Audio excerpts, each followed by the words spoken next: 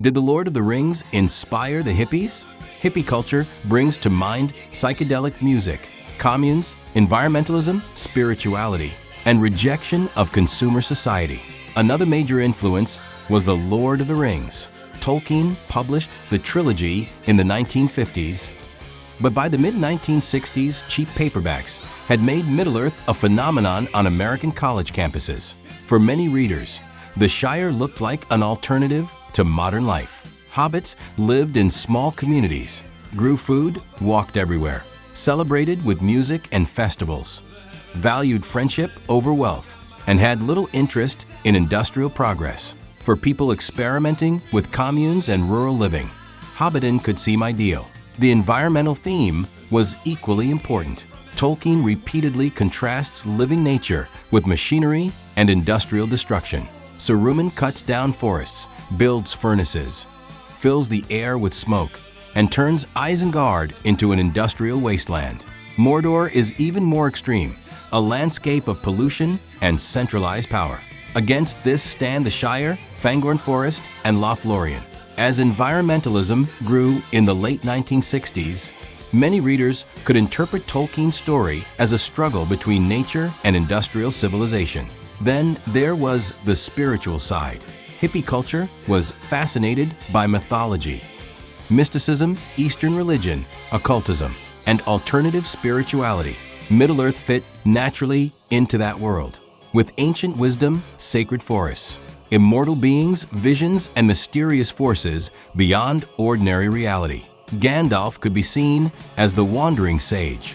Galadriel had an almost mystical aura. The elves represented an ancient civilization closely connected to nature. This also made Tolkien attractive to psychedelic culture. He never wrote about LSD, but his strange landscapes, magical transformations, ancient ruins, and dreamlike journeys fit psychedelic art and music perfectly. One slogan appeared on buttons and graffiti across American campuses: Frodo lives. Frodo became a countercultural hero, small and ordinary, yet willing to resist an overwhelming force. The One Ring also had symbolic potential. It promised power, but corrupted anyone who tried to control it. Even Gandalf and Galadriel refused it. For a generation living through the Vietnam War, nuclear tension, and distrust of government, this could be read as an anti-authoritarian message. You cannot defeat tyranny simply by taking control of the same machinery of power. Rock music spread Tolkien's influence even further. Led Zeppelin referenced Middle-earth in songs such as Ramble On, The Battle of Evermore, and Misty Mountain Hop. Progressive rock, folk rock, and psychedelic culture also embraced medieval imagery, mythology, Celtic symbols, and fantasy landscapes. Tolkien also overlapped with the commune movement.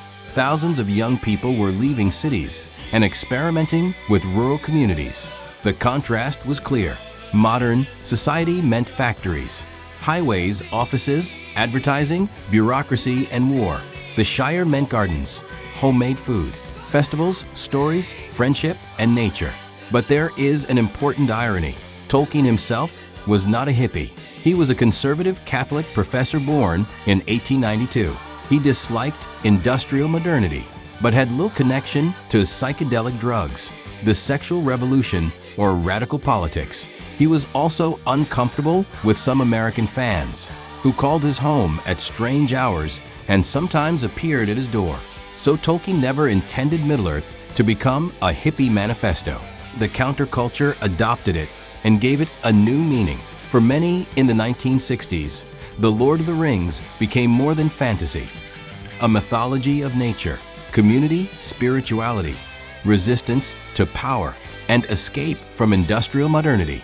That is why Middle-earth became one of the most unexpected cultural companions of the hippie generation.